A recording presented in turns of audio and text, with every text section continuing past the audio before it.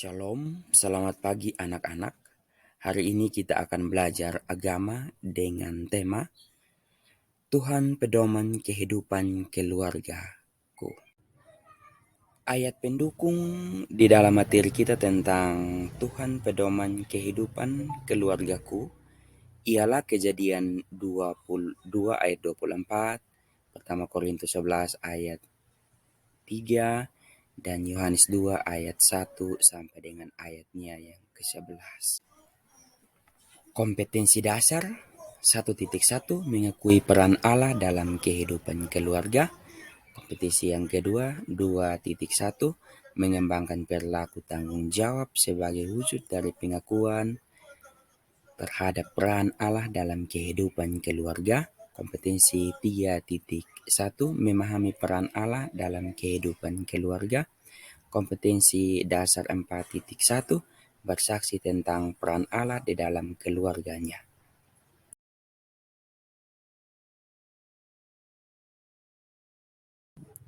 Nah, menurut Kamus Besar Bahasa Indonesia, keluarga berarti ibu dan bapak beserta anak-anaknya atau seisi rumah.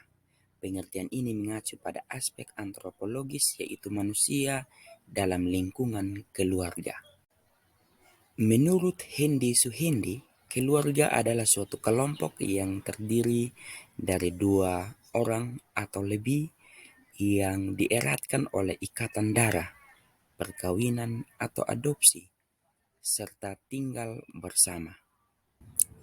Ciri-ciri keluarga yang pertama, keluarga merupakan kelompok atau persekutuan sosial yang paling kecil. Ciri-ciri keluarga yang kedua, keluarga terbentuk apabila ada ikatan darah, perkawinan, atau adopsi. Ciri-ciri keluarga yang ketiga, keluarga merupakan suatu persekutuan yang berawal dari dua orang yang berbeda jenis kelamin yang diikat di dalam ikatan pernikahan.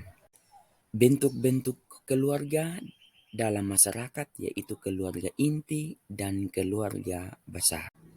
Keluarga inti yaitu kelompok yang terdiri dari ayah, ibu, dan anak-anak, atau keluarga yang terdiri dari pasangan suami istri dan anak-anaknya.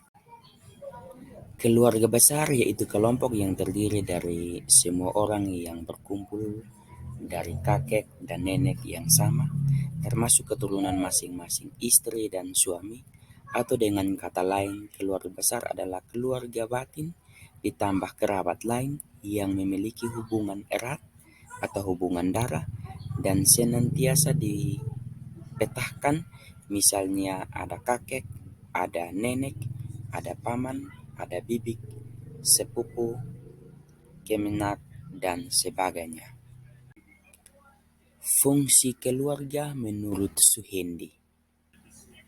Fungsi yang pertama fungsi biologis, yang kedua fungsi sosialisasi anak, yang ketiga fungsi afeksi, yang keempat itu fungsi edukatif, yang kelima fungsi religius, yang keenam fungsi protektif, yang ketujuh fungsi rekreatif, yang kedelapan fungsi ekonomis, yang kesembilan fungsi status sosial. Penjelasan fungsi keluarga menurut Suhendi. Yang pertama fungsi biologis.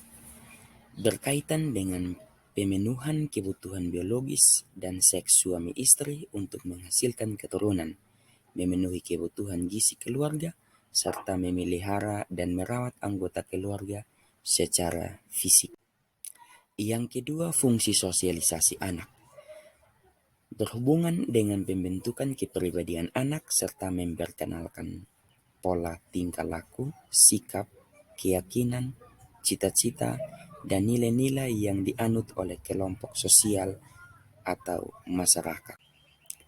Yang ketiga, fungsi afeksi. Berhubungan dengan rasa afeksi, misalnya rasa kasih sayang, keintiman, perhatian, dan rasa aman yang tercipta dalam keluarga. Yang keempat, fungsi edukatif. Fungsi ini berkaitan dengan pendidikan untuk anak sesuai dengan tingkat perkembangannya serta menyekolahkan anak untuk memberikan pengetahuan, keterampilan yang sesuai dengan bakat dan minat anak. Yang kelima, fungsi religius. Fungsi ini mendorong dikembangkannya seluruh anggota menjadi insan-insan agama yang penuh ketakwaan kepada Tuhan Yang Maha Esa, serta menunjukkan penghayatan dan perilaku nilai-nilai agama. Enam, fungsi protektif. Fungsi ini bertujuan agar memberikan tempat yang nyaman bagi anggota keluarga yang memberikan perlindungan secara fisik, ekonomis, maupun psikologis bagi seluruh anggotanya. Yang ketujuh, fungsi rekreatif. Fungsi ini bertujuan untuk mencari hiburan, memberikan suasana yang segar dan gembira dalam lingkungan keluarga. Yang kedelapan, fungsi ekonomis. Berkaitan dengan orang tua yang mencari sumber-sumber penghasilan untuk memenuhi kebutuhan keluarga dan pengaturan penggunaan penghasilan keluarga untuk memenuhi kebutuhan keluarga. Yang kesembilan, fungsi status sosial. Keluarga akan mewariskan kedudukannya kepada anak-anaknya karena kelahiran anggota keluarga biasanya dihubungkan dengan sistem status ini. Selain itu, status individu juga dapat berubah melalui perkawinan dan usaha-usaha yang dilakukan seseorang. Fungsi keluarga menurut iman Kristen. Yang pertama, sebagai teman sekerja Allah dalam mengelola alam semesta dan segala isinya. Di dalam Kejadian pasal 1 ayat 28, manusia diciptakan sesuai dengan gambar dan rupa Allah, imago Dei. Artinya, manusia merupakan perpanjangan tangan Tuhan di bumi untuk menjaga seluruh ciptaan Tuhan, termasuk dalam hubungan antara sesama dan juga alam. Setiap manusia, termasuk keluarga, bertanggung jawab untuk menciptakan relasi yang baik dengan sesama dan menjaga kelestarian alam, misalnya dengan memanfaatkan hasil alam secara bijak untuk memenuhi kebutuhan sehari-hari, menjaga kebersihan dan keindahan alam, ramah terhadap lingkungan, dan sebaliknya.